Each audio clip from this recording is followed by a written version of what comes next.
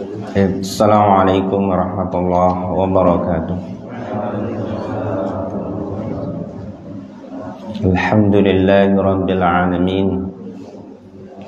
Wa bihi nasta'in ala umuri dunya waddin. Wassalatu wassalam ala asyrafil anbiya'i wal mursalin wa ala alihi wa ashabihi wa man tabi'ahu ila yaumiddin, amma ba'd. Kita bersyukur kepada Allah Subhanahu wa ta'ala dengan mengucap alhamdulillah. Segala puji hanya milik Allah, segala kenikmatan semuanya berasal darinya, dan kita perlu mensyukurinya dengan melaksanakan seluruh nikmat atas pemberiannya untuk mentaatinya. Alhamdulillah, kita masih diberikan kesempatan untuk terus menimba ilmu, terutama mentadaburi Al-Quran yang kita laksanakan rutin seminggu sekali. Alhamdulillah. Kali ini kita akan membahas surah Al-A'raf yang berjudul Takrimul Basyariyah Bisujud li Adam wa Ighwa'us Syaitan wa Tardihi minal Jannah. Kemuliaan manusia dengan diperintahkannya sujud kepada Adam serta penyelewengan syaitan dan diusirnya dari surga. Seperti biasa, mari kita awali majelis kita dengan baca doa. Bismillahirrahmanirrahim. Rabbi zidni ilma, Allahumma anfa'ni bima 'allamtani wa 'allimni ma yanfa'uni warzuqni ilman yanfa'uni. Amin. Selalu tadabbur kita awali dengan surah Al-Fatihah. A'udzu billahi minasy syaithanir rajim. A'udzu billahi minasy syaithanir rajim. Bismillahirrahmanirrahim.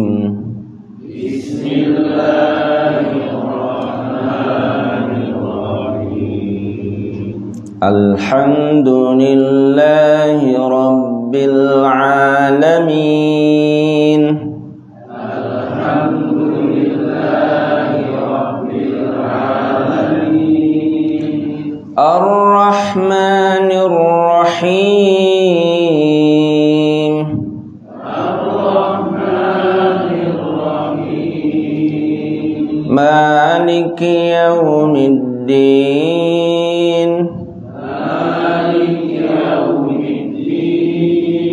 Iyyaka na'budu wa iyyaka nasta'in.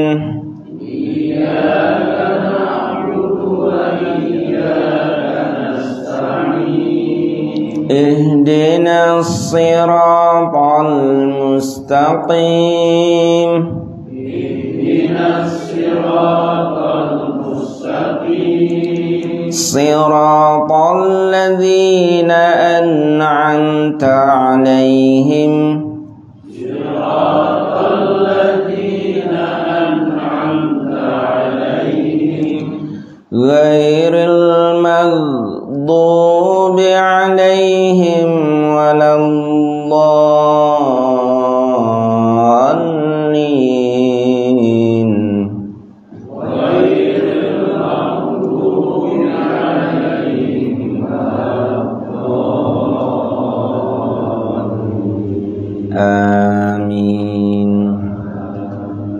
Bismillahirrahmanirrahim.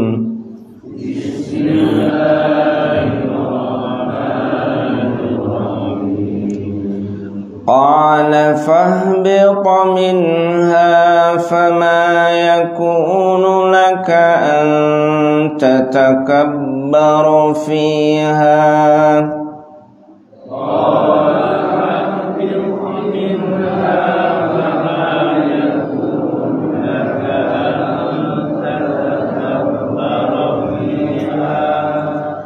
Fakhruj innaka minas sagirin.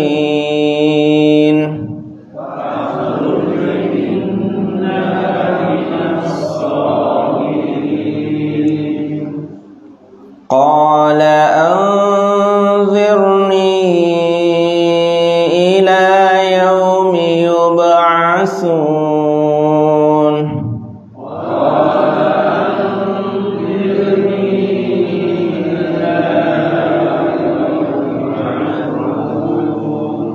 Qala innaka minal munzarin.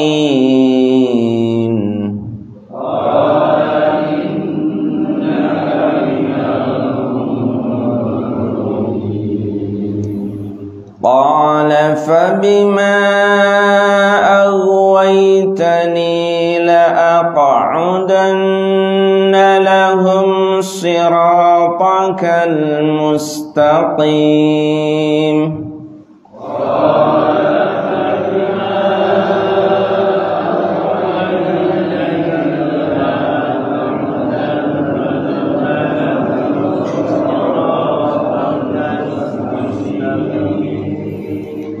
Thumma la'atiyannahum min bayni aydihim wa min khalfihim.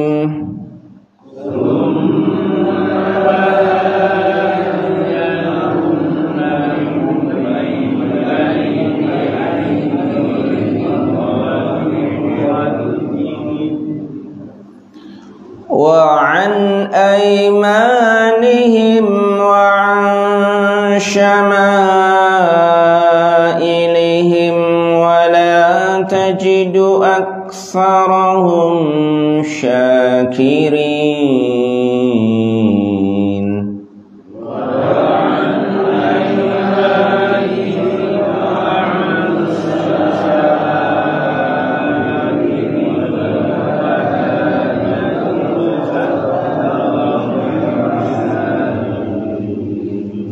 Sadaqallahul azim.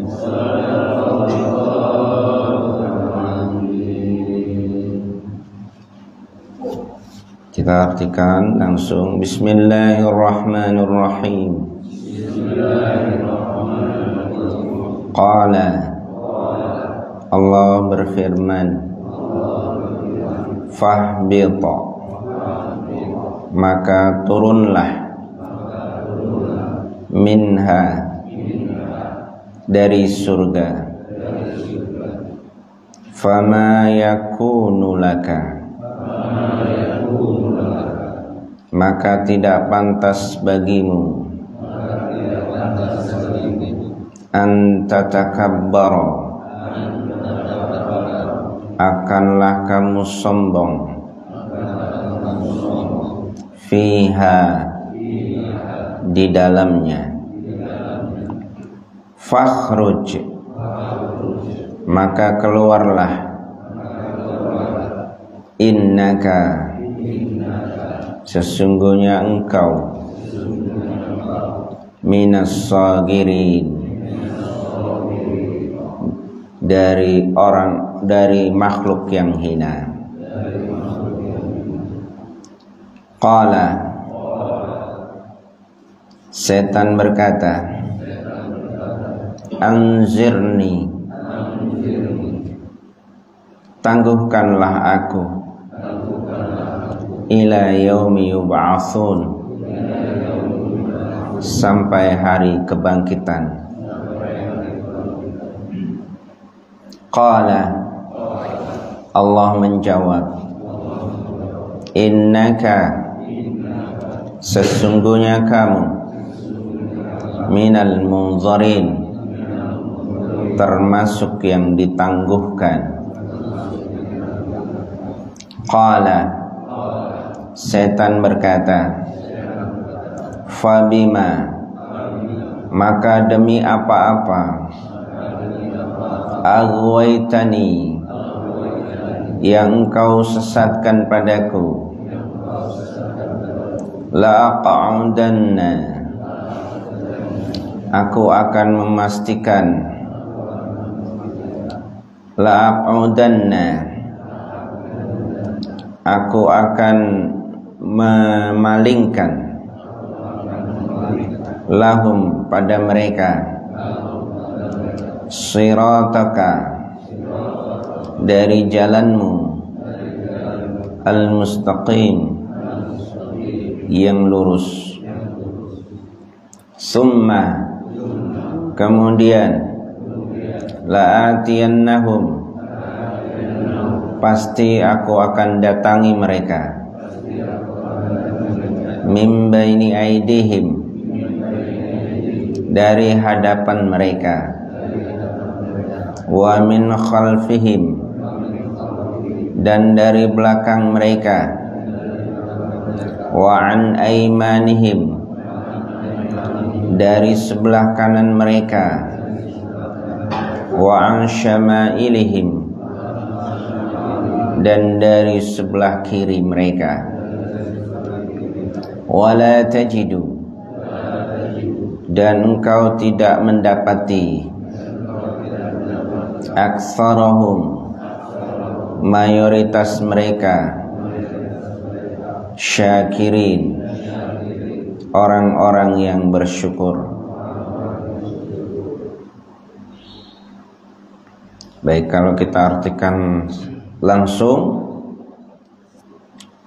Allah berfirman, maka turunlah dari surga, tidak pantas bagimu untuk menyombongkan diri di dalamnya. Keluarlah, sesungguhnya kamu makhluk yang terhina. Setan berkata, tangguhkanlah aku sampai hari dibangkitkan. Allah mengabulkan, sesungguhnya dirimu termasuk makhluk yang ditangguhkan. Setan berkata lagi, maka demi apa yang engkau tetapkan padaku menjadi sesat, maka aku akan pasti memalingkan mereka dari jalanmu yang lurus. Kemudian pasti aku akan mendatangi mereka manusia, dari depan mereka, dari belakang mereka, dari kanan serta dari kiri mereka, dan kamu tidak akan mendapati kebanyakan mereka orang-orang yang bersyukur. Baik, inilah ayat-ayat di mana setan itu punya ikrar, punya janji. Setelah Allah Subhanahu wa ta'ala menetapkan setan adalah makhluk yang terhina, setan adalah makhluk penggoda, maka setan diusir dari mana? Dari surga. Berarti setan pernah masuk surga. Ini diusir dari surga. Kenapa diusir dari surga? Karena surga tidak pantas untuk orang yang sombong. Nah, fama yakunu laka an tatakabbaru fiha fakhruj innaka minas sagirin. Tetapi setan meminta kepada Allah, jangan engkau laknat atau hancurkan aku sekarang, tapi tangguhkan aku sampai hari kiamat. sampai hari dibangkitkan. Permintaan setan itu dikabulkan atau tidak? Dikabulkan oleh Allah Subhanahu wa taala dengan mengatakan qala innaka minal munzari. Baik, kamu akan ditangguhkan sampai hari kiamat. Artinya apa? Allah Subhanahu wa taala memberikan izin setan untuk menggoda manusia. Terserah dia, memang fungsinya sampai hari kiamat. Dengan begitu akhirnya setan berjanji, berikrar kepada Allah, "Famima aghwaytani la'aq'udanna lahum siratakal mustaqim." Maka kalau begitu engkau sudah menetapkan aku menjadi sesat, menjadi makhluk yang sesat, yang hina, la'aq'udanna lahum siratakal mustaqim. Saya punya misi, saya akan menyelewengkan manusia dari jalan yang lurus. Kemudian setan mengungkapkan strateginya. Strategi setan untuk menggoda manusia. Apa strateginya? Tsumma la'atiyannahum, aku pasti akan mendatangi mereka manusia itu, min baini aidihim, dari depan mereka, wa min khalfihim, dan dari belakang, wa an aymanihim, dan dari sebelah kanan, wa an syama'ilihim, dan dari sebelah kiri. Wala tajidu aktsarahum, dan engkau wahai Allah tidak akan mendapati kebanyakan manusia itu syakirin, orang-orang yang bersyukur. Bersyukur di sini bukan bermakna bersyukur biasa. Bersyukur di sini maksudnya adalah bertauhid. Karena orang yang bersyukur itu pasti bertauhid. Orang yang bersyukur itu pasti menyembah Allah Subhanahu wa ta'ala. Itu orang yang bersyukur. Nah, jadi kemarin kita sudah membahas bahwa setan punya sifat, punya takaran, punya standar kebaikan itu, bahwa dirinya itu lebih baik dari manusia. Kenapa? Karena dirinya tercipta dari api, sedangkan Adam manusia tercipta dari tanah. Itu merasa lebih baik. Cuma standar yang mereka lakukan itu bukan atas dasar panduan dari Allah Subhanahu wa ta'ala, tapi itu berdasar dari akal pikiran mereka.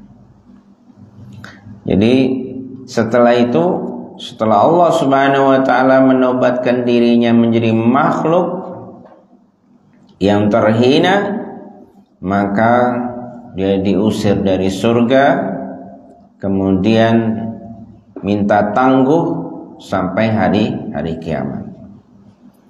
Jadi setan itu terus akan diberikan hidup sampai hari kiamat, beranak pinak sampai hari kiamat.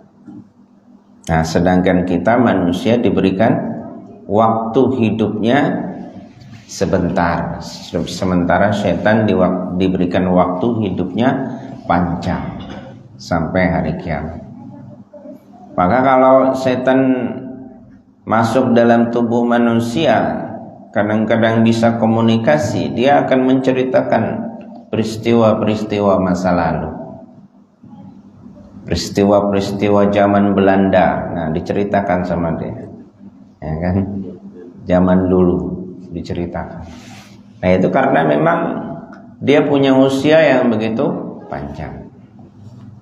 Nah, kemudian di sini ada sebutan nama iblis. Kemudian ada sebutan nama setan. Apa bedanya iblis dan setan? Ya. Kenapa kok disebut iblis? Kenapa disebut setan? Nah, jadi kalau kita perhatikan di dalam awal surah Al-Baqarah ayat 30 dan seterusnya itu, ya, ketika iblis membangkang, ketika makhluk jin membangkang, kenapa saya sebut makhluk jin? Karena di dalam surat Al-Kahfi itu ada wa kana minal jinni fafassaqa an amri rabbih. Dan dia itu adalah dari bangsa jin. Fafassaqa an amri rabbih. Kemudian dia berbuat fasik dari perintah Tuhannya. Ya. Ketika membangkang maka disebut dengan iblis. Tapi ketika wa qulna ya Adam uskun anta wa zawjukal jannah wa kula minha ragadan haitsu syi'tuma wa la taqraba hadhihi syajarah fatakuna minaz zalimin. Kemudian fa'azallahuma syaitan, ketika iblis tersebut melakukan aksinya menggoda Nabi Adam, menggoda Hawa, maka di situ disebut dengan syaitan. Jadi tadinya iblis, kemudian ketika melakukan aksinya disebut syaitan. Jadi syaitan itu lebih kepada perilakunya, profesi. Jadi profesi, ya kan? Kalau iblis watak, ya kan, karakter. Ya, hati-hati. Ini harus dicermati karakternya. Ya kan? Karakter, kemudian profesinya harus dicermati. Jangan sampai ada pada diri kita. Tuh. Ya. Qala fabima aghwaytani.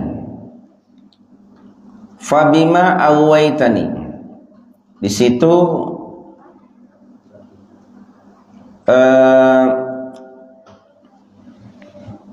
Allah Subhanahu wa ta'ala kata iblis, kata setan, karena engkau sudah menetapkan aku menjadi makhluk yang memang menyesatkan, ya sudah, la'udanna lahum siratakal mustaqim, maka aku akan menggoda Bani Adam, memelencengkan, menggelincirkan Bani Adam siratakal mustaqim, dari jalanmu yang lurus. Jadi segala sesuatu yang itu adalah menuju Allah, pasti sama iblis akan selalu digagalkan. Jadi ketika ada manusia, Bani Adam cenderung menuju Allah, maka di situ iblis beraksi. Termasuk orang yang sudah menuju masjid, orang yang sudah berhadapan menghadap kiblat untuk melaksanakan sholat, itu iblis itu tidak rela. Terus dia menggoda dan menggoda. Nah, oleh karena itu manusia sepanjang masa, Bani Adam sepanjang masa, maka tidak ada manusia sepanjang masa itu, sepanjang dia hidup itu bersih dari dosa. Pasti ada dosa yang melekat pada dirinya. Nah, cuma nanti Allah Subhanahu wa ta'ala memberikan sesuatu kepada kita, memberikan benteng kepada kita, memberikan apa namanya, antinya. Apa antinya itu? penangkalnya, ya, memberikan penangkalnya kepada kita. Sehebat apapun iblis atau setan menggoda manusia, ketika manusia itu tahu penangkalnya, maka dia akan aman. Ya. Nah, jalan yang lurus, jalan Allah yang lurus. Kita bersyukur kepada Allah Subhanahu wa taala. Karena kalau kita melihat kesungguhan iblis, coba diperhatikan di sini. Itu iblis itu bersumpah. Kata-kata sumpah itu la aqudanna. Itu adalah kata-kata sumpah. Pasti aku akan. Nah, itu artinya. Nah, itu kalimat-kalimat sumpah yang kalau kita katakan dia itu mengatakannya dengan penuh keyakinan dan kesungguhan. Kalau iblis saja punya keyakinan dan kesungguhan untuk menyesatkan manusia. Masa manusia itu enggak punya keyakinan dan kesungguhan untuk bisa melawan iblis atau setan. Kita juga harus punya sumpah, punya keyakinan yang kuat bahwa kita bisa mengalahkan setan atau iblis. Nah, jadi seperti itu. Nah, kita bersyukur kepada Allah Subhanahu wa taala. Ya, janji setan itu akan menggelincirkan kita dari jalan yang lurus. Alhamdulillah, kita diberikan surah Al-Fatihah. Diberikan apa? Surah Al-Fatihah. Dan surah Al-Fatihah itu wajib dibaca oleh setiap muslim minimal 17 kali dalam satu hari. Baca nggak 17 kali dalam satu hari? Baca ya? Ya. Kalau ada yang nggak baca berarti nggak sholat. Nah, itu. Ketika Allah Subhanahu wa taala mengajarkan kita untuk berdoa kepada Allah, Iyyaka na'budu wa iyyaka nasta'in. Hanya kepada Engkau wahai Allah na'budu kami menyembah, dan hanya kepada Engkau wahai Allah kami mohon pertolongan. Di saat itu Allah itu membuka kesempatan kepada kita. Kata Allah, wali abdi masa'al. Untuk hambaku apa yang kau minta sebutkan. Ketika kita mengucapkan itu surah Al-Fatihah, Iyyaka na'budu wa iyyaka nasta'in, Allah mengucapkan wali abdi mas'al. Untuk hambaku apa yang kau minta sebutkan. Ya. Kira-kira apa yang diminta, Pak? Sesuatu yang sangat berharga, sesuatu yang sangat diinginkan, yang selama ini belum terwujud. Apa itu? Mintakan di saat itu. Apa yang terpenting dalam hidup kita, mintakan di saat itu. Apa yang paling berharga dalam hidup kita, mintakan pada saat itu. Kira-kira apa itu? Yang paling berharga dalam hidup kita itu apa? Hah? Husnul khotimah, ridho. Ya, terus apa lagi? Hah? Sukses. Nah, apa lagi? Jabatan, apa lagi? Waduh, kendaraan, rumah mewah, terus apa lagi? Penghasilan. Oh, ternyata Allah diktekan doa yang maha dahsyat kepada kita. Apa dikte Allah kepada kita supaya berdoa? Ihdinas siratal mustaqim. Tunjukilah kami wahai Allah kepada jalanmu yang lurus. Ihdinas siratal mustaqim. Inilah yang menyebabkan setan itu menangis. Setan itu, Pak, ketika surah Al-Fatihah turun, raja setan, raja iblis itu sakit. Sakit.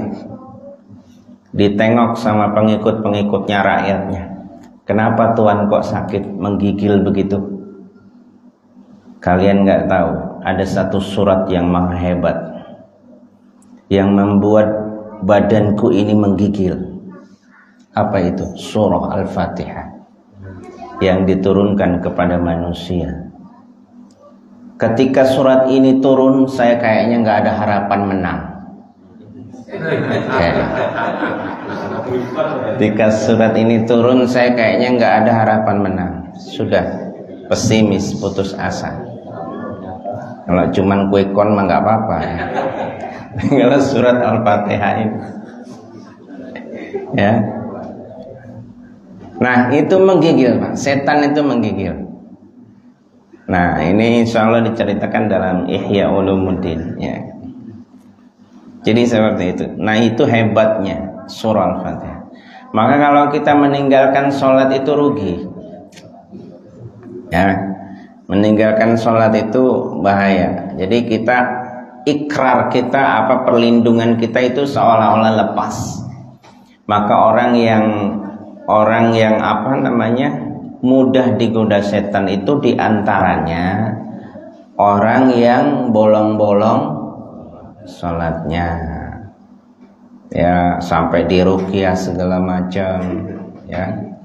Itu adalah orang-orang yang bolong sholatnya, atau sholatnya itu nggak kerasa.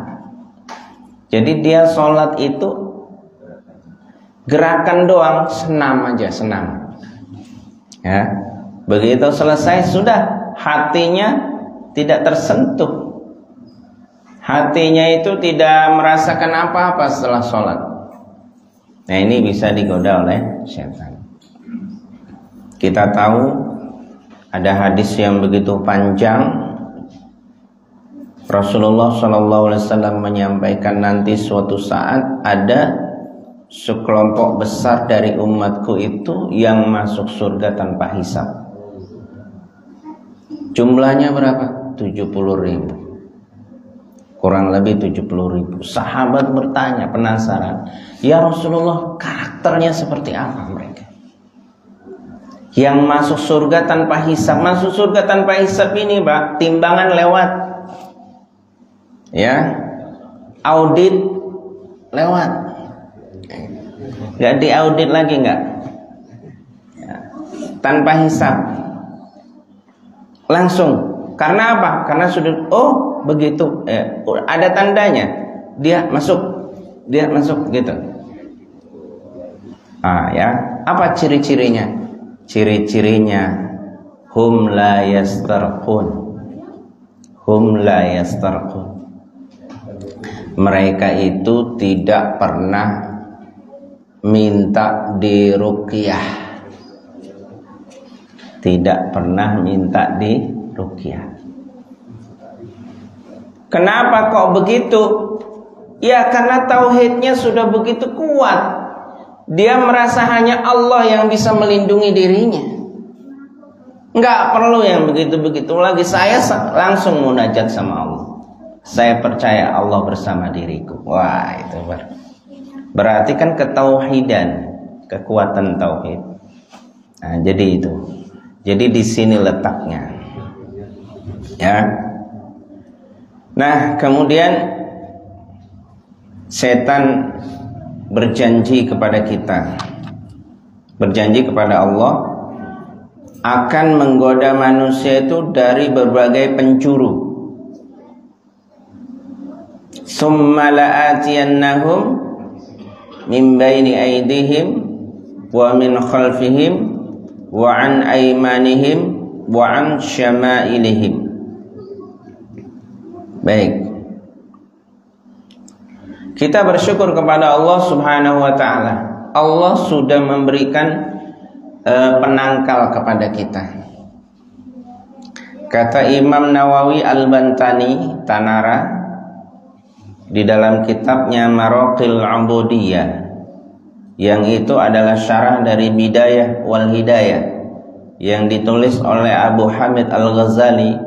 Di sana dijelaskan kenapa, ya, di sana dijelaskan. Kemudian di dalam tafsir Al-Munir juga dijelaskan bahwa inti kesimpulan dari Al-Quran itu terletak pada surah Al-Fatihah. Inti surah Al-Quran itu jumlahnya berapa ayat? 6.666 ayat, itu yang umum. Ada 6.236 ayat tanpa bismillah ya. Nah seperti itu, bismillahnya nggak diulang-ulang. Jadi seperti itu. Itu sekian banyak ribuan ayat itu, kesimpulannya kata Imam An-Nawawi itu ada di surah Al-Fatihah. Nah, surah Al-Fatihah itu masih disimpulkan. Ada di mana? Di Bismillahirrahmanirrahim. Bismillah masih disimpulkan ada di mana? Di huruf ba-nya. Ba masih disimpulkan. Kenapa huruf ba? Karena bikana makana biyakunu mayakunu. Karenanya segala sesuatu itu sudah ada, dan karenanya segala sesuatu ada dan akan ada seterusnya. Itu bi. Bi masih disimpulkan. Di mana? Di titiknya. Kenapa? Karena kalau kita melukis dimulai dari satu titik, berhenti di satu titik juga. Jadi segala sesuatu, proses apapun di muka bumi ini dimulai dari satu titik. Coba kita di rahim ibu itu dimulai dari apa? Ya, embrio, sel. Sel itu kan satu titik. Dari satu sel kemudian berkembang menjadi cabang sel-sel, terus akhirnya menjadi tubuh kita. Berapa jumlah tubuh kita selnya? Belum dihitung? Oh belum. Jutaan sel. Setiap hari sel ini akan terus berganti dan seterusnya. Nah jadi itu. Dan kita bersyukur Allah Subhanahu wa ta'ala menurunkan kepada kita Bismillahirrahmanirrahim. Kenal nggak kita dengan Bismillahirrahmanirrahim? Kenapa ya? Paham ya? Benar. Ya. Bismillah itu berapa kata? Bismillah kalau ba disatukan dengan ism itu satu kata. Allah dua kata. Ar-Rahman 3, Ar-Rahim 4. Jadi Bismillahirrahmanirrahim 4 kata. Kenapa Bismillah 4 kata? Satu, kata Imam Nawawi dalam kitab Maraqil Ubudiyah, karena setan punya janji untuk menggoda manusia dari 4 penjuru.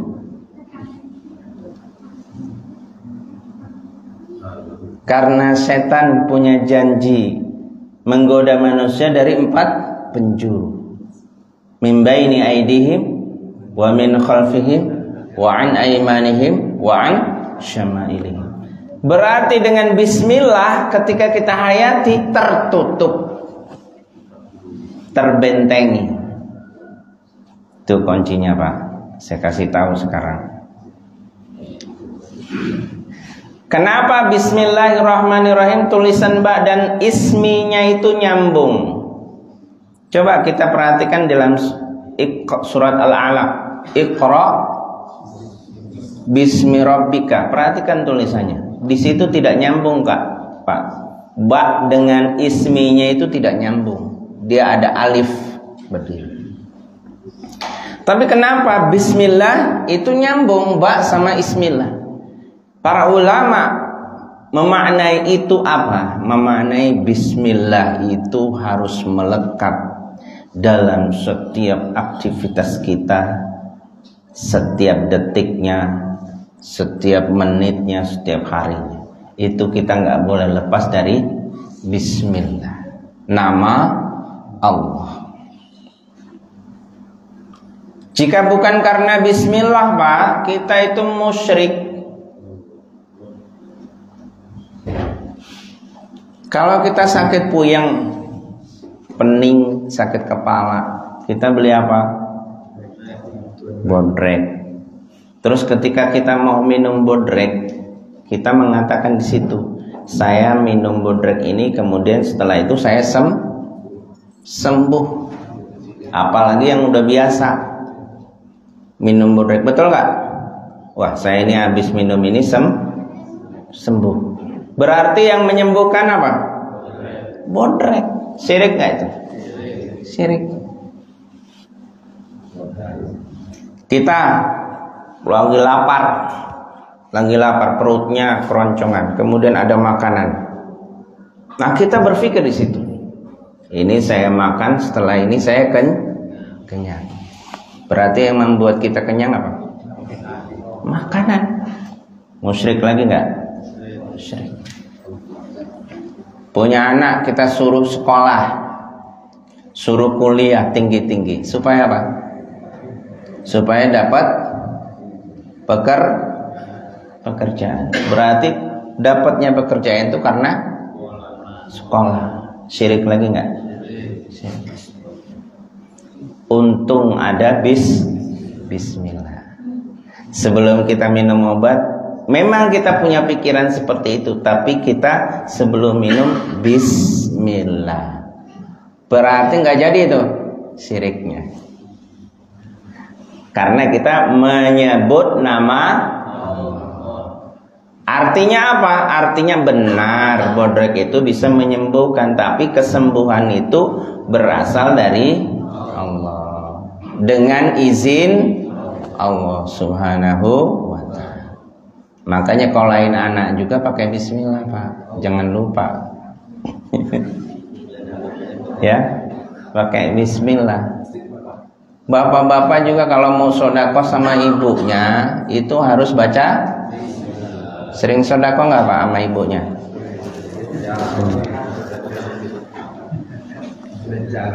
Ya. Ya kan? Katanya udah jarang, udah 40 tahun, udah 50 tahun, udah capek katanya. Waduh. Harus. Itu kalau bisa diupayakan, Pak. Harus diseringkan sedekah sama ibunya itu, ya.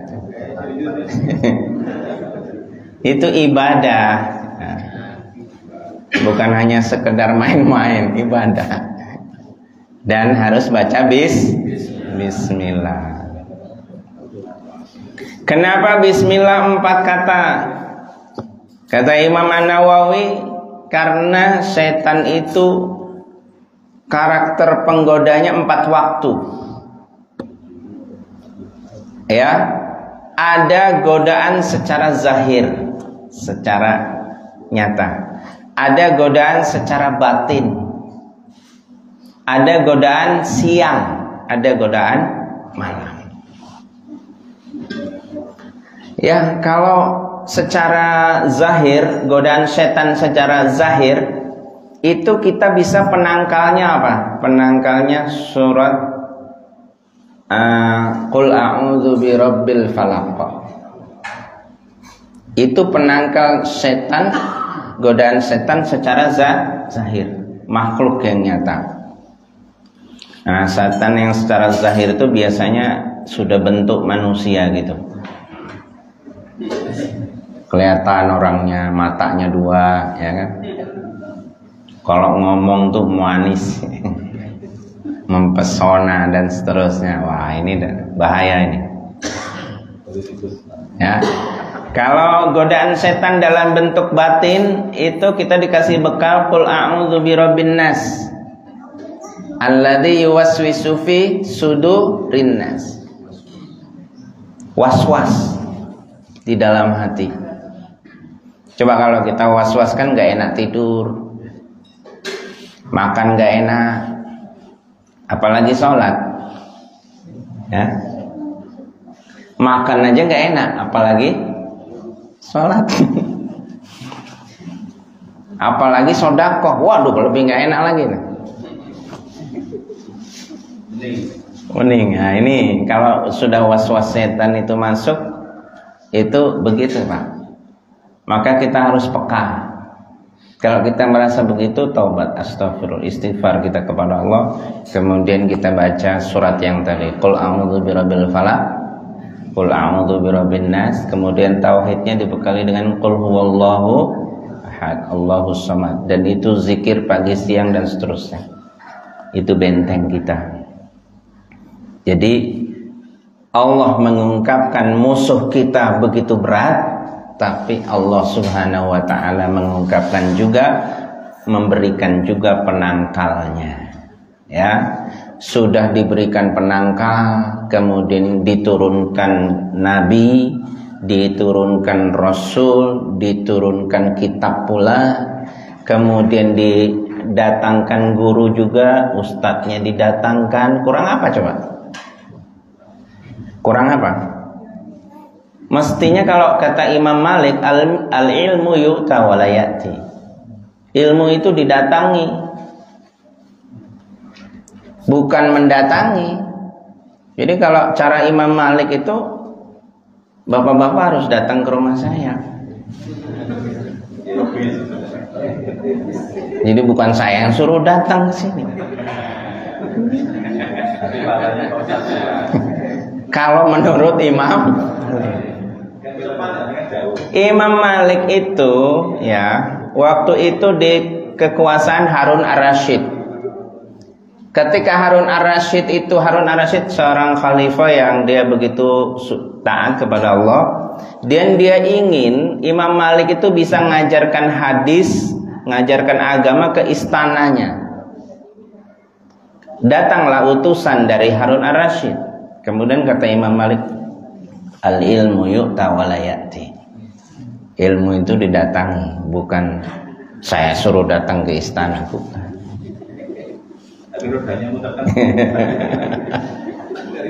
Jadi gitu. Artinya apa? Artinya enggak, ini menurut Imam Malik ya.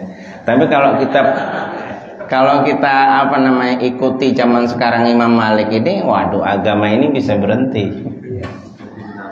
Ya, maka kita harus melayani, ya kan? Jadi seperti itu. Kita juga harus melayani.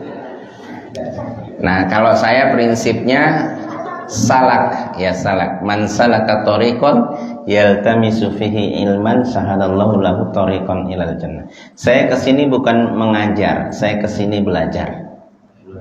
Itu prinsip saya. Saya kesini bukan mengajar, tapi saya sini belajar. Karena mengajar juga adalah belajar. Yang namanya belajar itu harus ada salak. Salaka thariqan. Salaka thariqan itu harus menempuh jalan. Nah itu. Semuanya benar. Imam Malik juga benar. Ya kan? Jadi sewaktu-waktu ya datang gitu.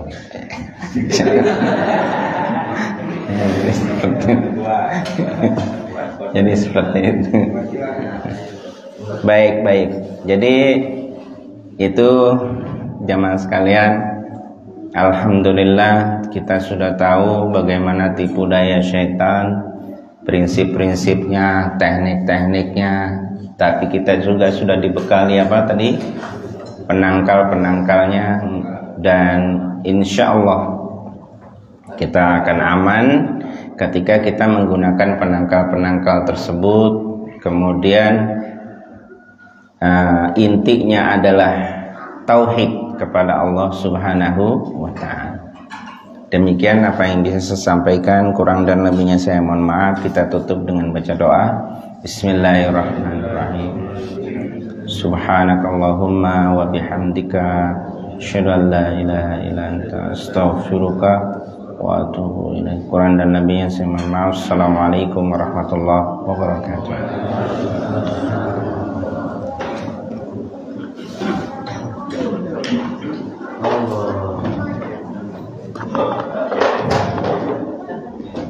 Allah.